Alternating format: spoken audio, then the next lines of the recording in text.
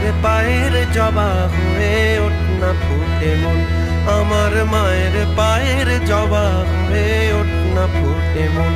ও তার গন্ধ না থাক যা আছে সে নয় রে ভুয়ো আবরণ, মায়ের পায়ের জবা হয়ে ওঠ না ফুটে মন।